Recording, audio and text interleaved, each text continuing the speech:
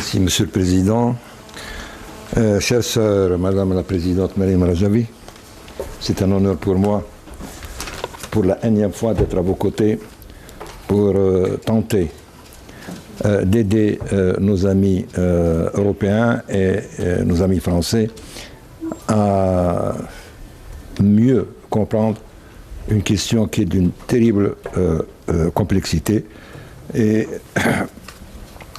qu'il faut reconnaître nous concerne tous. Nous ne sommes pas venus ici en donneurs de conseils, mais nous sommes venus en voisins. Et chez nous, voisins, le terme voisin en arabe, c'est le jar, et la racine du mot jar, c'est celui qui protège. Le voisin est celui qui protège son voisin. Je vous dis tout de suite, on ne peut pas aborder toutes les dimensions du problème, mais je voudrais cette fois-ci insister sur deux ou trois choses qui me paraissent, disons, ne pas être regardées avec suffisamment d'attention et d'importance. Les événements qu'on a vécu ces temps-ci, la signature de cet accord, je suis satisfait que cet accord a été signé. Je vais vous dire pourquoi. Ne vous choquez pas.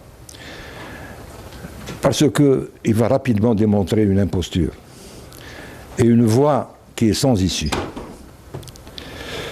Je dirai pourquoi.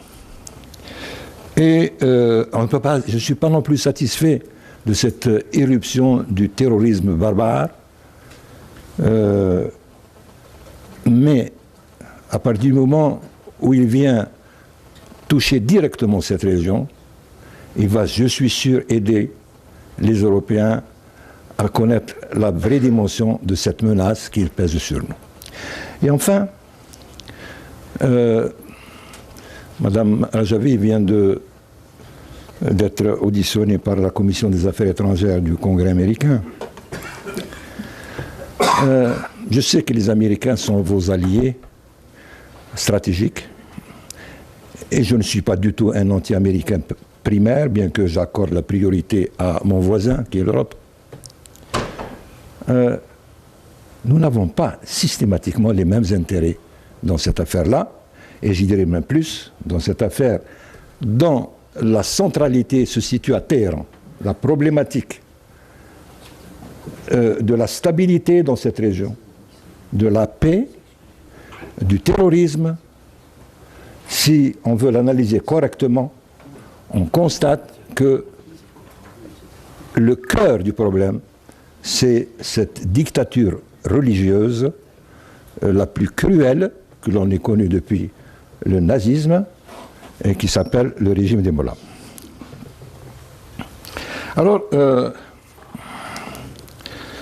je ne vous apporte pas des analyses, je ne parlerai que de ce que j'ai vécu directement, ou bien des déclarations directes des responsables iraniens, ou bien de ce que j'entends de tous mes frères iraniens exilés ici. J'ai parlé avec des centaines d'entre eux. Faites comme moi, vous n'en trouverez pas un seul, mais pas un seul, qui n'a pas eu au moins un, peut-être deux, peut-être trois, peut-être 5, peut-être 6, peut-être 10 membres de sa famille exécutés ou torturés. Toutes les dictatures, à commencer par la dictature nazie ou le fascisme italien, ont besoin, c'est consubstantiel à leur survie et à leur pérennisation, ont besoin de s'étendre sans cesse.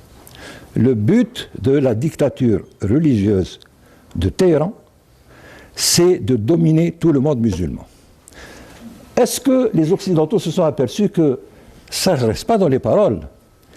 Les États-Unis d'Amérique, sans le vouloir, mais ils l'ont fait, par la guerre de 2003, ont livré l'Irak à l'Iran, au régime iranien. Alors que la structure sécuritaire de base installée par les États-Unis depuis la Deuxième Guerre mondiale était un équilibre très strict entre les puissances hégémoniques historiques de la région. La guerre de 2003, non seulement elle a dérogé à ce principe d'égalité, mais elle a livré tout l'Irak entre les mains du régime iranien. Ils sont en Syrie, la Syrie est entre leurs mains. Ils considèrent la Syrie comme leur province, ça c'est leur déclaration officielle.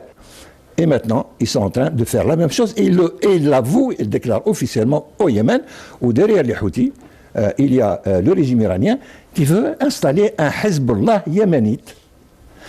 Et ils vont continuer. Faire des accords avec ces gens-là, c'est de la naïveté, à moins qu'on joue au plus rusé. À moins qu'on joue au plus rusé. Et les Occidentaux ont la mémoire courte, parce qu'ils ont essayé eux aussi d'apaiser un dictateur qui s'appelait Hitler. Ils sont allés à Munich. Hein? Ils sont allés à Munich et ils l'ont apaisé. Ils n'ont pas évité la guerre. Ils ont eu la guerre et le déshonneur, comme avait dit Winston Churchill.